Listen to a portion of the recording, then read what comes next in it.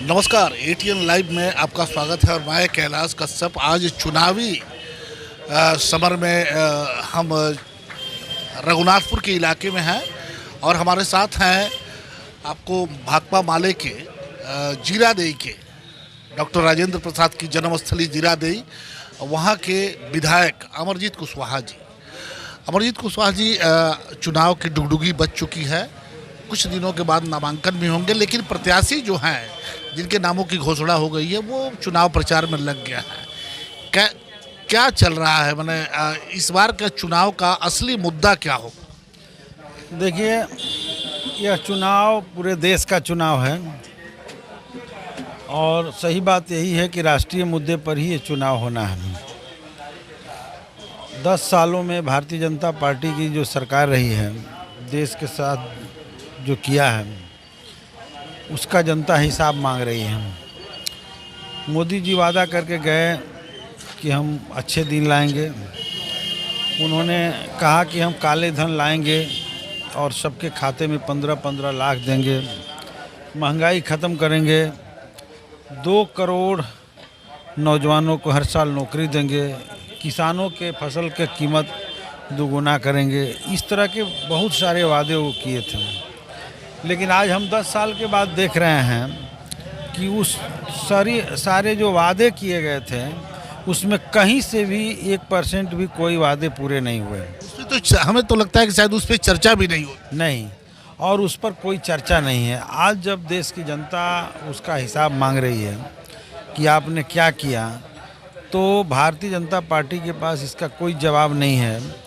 बल्कि 15-20 साल पहले की कहानी, कांग्रेस के ज़माने की कहानी बिहार में आई है, तो 15 साल पुराने लालू जी की बात उठा करके आप उन्हीं लोगों से उल्टे उल्टो हिसाब मांग रहे हैं। जबकि होना ये चाहिए कि उन लोगों से नाराज़गी हुई तभी तो आपको सत्ता में लोग ले गए।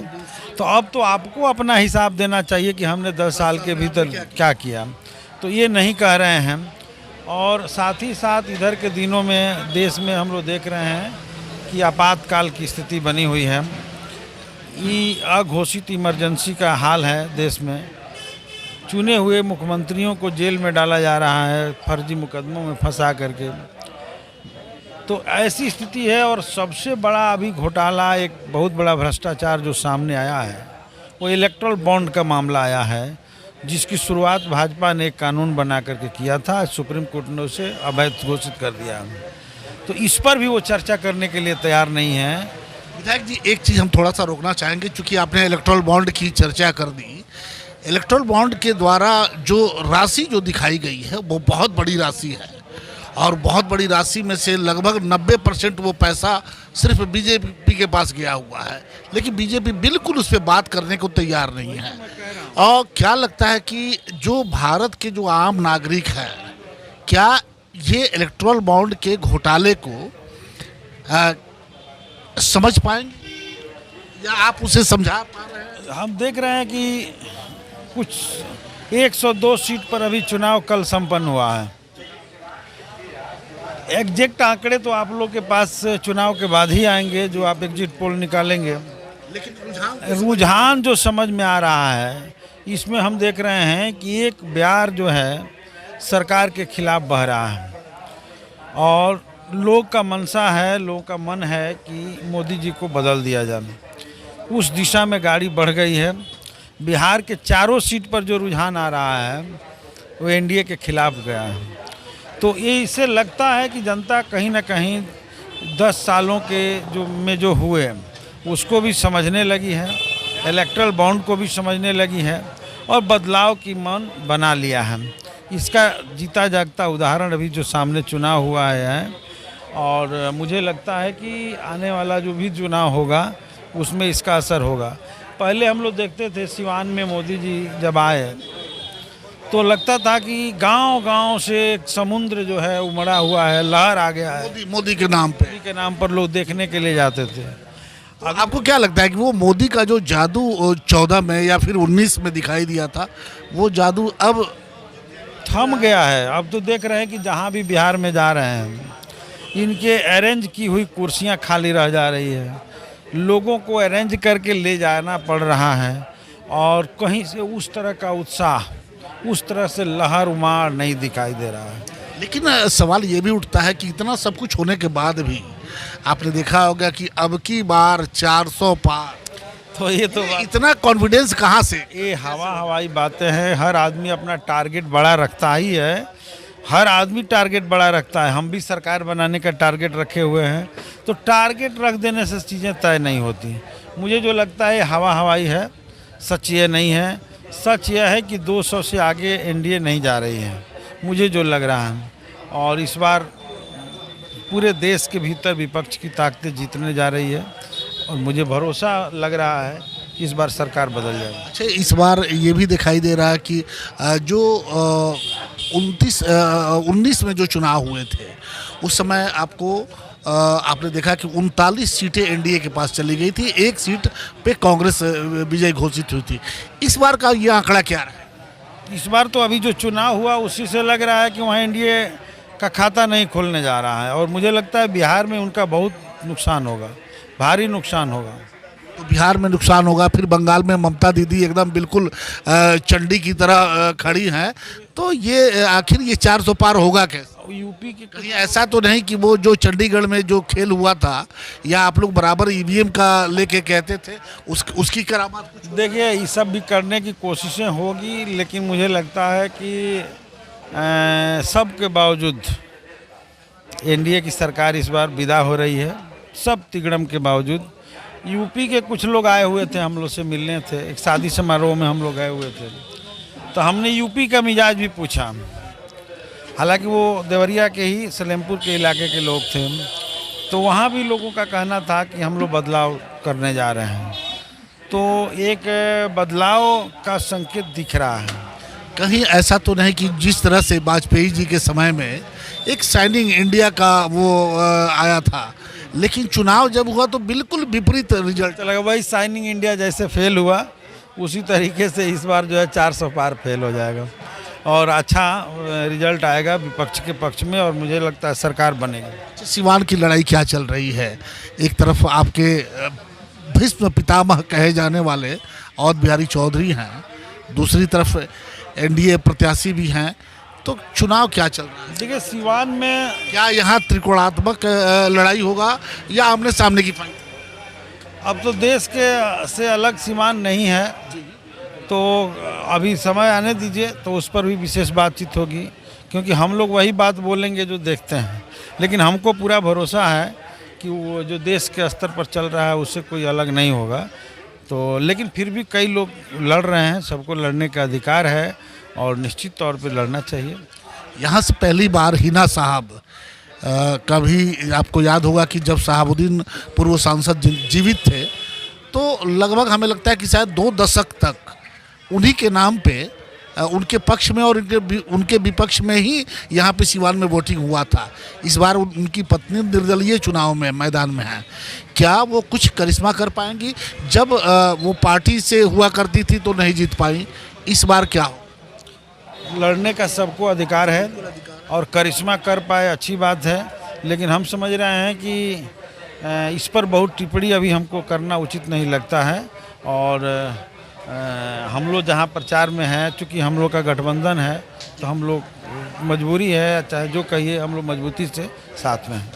बिहार में कितनी सीटें आप ले सकते हैं? पूरे बिहार के भीतर जो कह रहे हैं, तो हम तो 40 में 40 जीतने की बात कर रहे हैं और चाह रहे हैं कि जीते। जनता मालिक है, जनता को फैसला करना है। अंतिम सवाल हमारा अब कि जो मीडिया से खबरें आ रही हैं, जो सोशल मीडिया से खबरें आ रही हैं, आप विधायक हैं, नीतीश जी एक बार फिर शायद मोदी जी से नाराज हो गए, इसकी खबर आपको? आज नहीं, मुझे ऐसा कोई खबर नहीं है, क्या है क्या नहीं है ऐसा हमको इधर खबर नहीं है। आप लोग को लगता होगा, क्यों नाराजगी की क्या बात है, मुझे नहीं पता। ये सोशल मीडिया पे चल रहा है कि अब वो किसी मोदी के किसी मंच पे कुछ अंदरूनी बातें हुई होंगी। मंचों पर तो शायद नहीं गए हैं, अब किन कारणों से नहीं, अब नहीं जाएंगे, किसी मंच पे नहीं जाएंगे मोदी जी के साथ। अभी तो ये अगर नहीं जाते हैं पूरे चुनाव तक, अंतिम दौर के चुनाव तक, तो इसका कितना असर पड़ेगा? नहीं, इसका तो उस गठबंधन में खराब असर पड़ेगा, नहीं जाते हैं तो। लेकिन जाएंगे कि नहीं, ये उनकी पार्टी का मामला है, उनका मामला है। जी चर्चा में। जी, चूँकि अलायंस है तो जाना ही चाहिए, और अलायंस में अगर कोई नहीं जाता है तो यही अनुमान लगाया जाएगा, यही कयास लगाई जाएगी कि आपसी विरोध है, अंतर विरोध है, तो इसका नुकसान किसी भी गठबंधन में अगर ऐसा होता है तो उस गठबंधन को झेलना पड़ता है। चलिए, आपने देखा कि अमरजीत जी से बातचीत हो रही थी, जो जीरादेई के विधायक हैं। कई मुद्दों पे अभी बातचीत हुई, लेकिन आपको बता दें कि ये जो चुनाव है, लोकसभा का चुनाव है, और इसमें जो राष्ट्रीय मुद्दे होंगे उसी पर वोटिंग होगी। लेकिन अभी चूंकि हमारे सिवान का छठे दौर में मतदान होना है, तो इसलिए बहुत ज़्यादा अभी कुछ बोलने से सभी नेता बच रहे हैं। जैसे जैसे ये समय और लड़ाई जो है, चुनावी लड़ाई जो है, नज़दीक आती जाएगी, चुनावी तिथि नज़दीक आती जाएगी, सभी लोग मुखर होकर के अपनी बात रखेंगे। हम आपको लगातार इसी तरह से जो चुनावी कैंपेनिंग चल रही है, हम लगातार आपको दिखाने का प्रयास कर रहे हैं कि किस दल में किस तरह से वो जनता के बीच कौन से मुद्दे लेकर के आज के जो नेता हैं वो जा रहे हैं। BA, BCom, BSc, MA, MCom करें विश्व की सबसे बड़ी यूनिवर्सिटी इग्नू से। सॉल्व असाइनमेंट्स और गाइड बुक्स प्राप्त करें। संपर्क करें Mahakal computers, DAV PG college के पास, पंच मंदिरा मोड़ से दाहिने, सिवान। भारत सरकार द्वारा मान्यता प्राप्त पलक बुद्धा ITI इलेक्ट्रीशियन व फिटर के लिए नामांकन प्रारंभ। पपौर मोड़, तरवारा रोड, सिवान। ITI के साथ साथ ISC करें। अच्छे मार्क के साथ पास छात्रों को भारतीय सेना में मिलेंगे 40 बोनस मार्क्स व रेलवे में job. WiFi, computer classes, spoken classes, छात्रवृत्ति, gym, library, bag, dress, I card व स्पोर्ट्स बिल्कुल फ्री। एक बार पेमेंट करने पर 25% की छूट।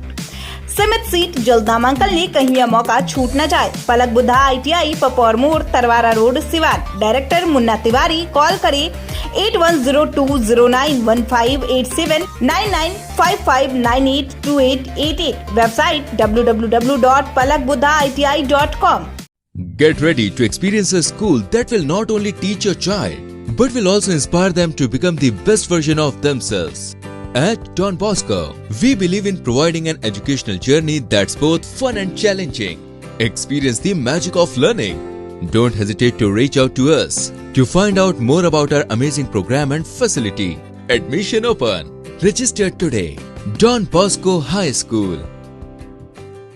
सिवान में खुल गया है जानदार व शानदार hotel grand Pataliputra, a comfort stay, जहां मौजूद है luxurious room, restaurant and banquet hall. Siwan, Mairwa main road, near Daroga Rai college, Srinagar, Siwan. Call करें 8797773511 9263020725। Emmanuel group of school, Hardiya मोड़ and Anand Nagar, Siwan. Admission open season 24-25. Limited seats. Hurry up. Emmanuel Group of School, Haradia Moor and Anand Nagar, Siwan. Call करें 7761872900 9934407656। Plus public school CBSE curriculum, कक्षा nursery से 8वीं तक, लक्ष्मी नगर, आंध्र ढाला, सिवान। 31 मार्च तक निःशुल्क नामांकन। A team of experienced, qualified and trained teachers. All campus CCTV cameras. Computer lab and smart classes. Transport facility available. Music, painting, yoga and martial art classes. जल्द ही नामांकन कराएं। प्लस पब्लिक स्कूल, लक्ष्मी नगर, आंध्र ढाला, लक्ष्मी नर्सिंग होम के नजदीक, Siwan. Call करें 9430206625 6201894686। Director Ranjana Dubey, managing director Aditya Kumar Pathak. City Montessori high school सह coaching centre, Budhiya Mai मंदिर के पास, Gandhi Maidan, Siwan. CBSE curriculum class 1 से 10 तक की व्यवस्था। नए सत्र में नामांकन प्रारंभ। Smart class, well maintain hostel, ultra modern computer lab, English spoken की सुविधा। एकमात्र ऐसा विद्यालय जहां री एडमिशन चार्ज नहीं लिया जाता है। सिटी मोंटेसरी हाई स्कूल सह कोचिंग सेंटर, बुढ़िया माई मंदिर के पास, गांधी मैदान, सिवान। प्रचार अशोक कुमार सिंह। Mobile number 9934989245।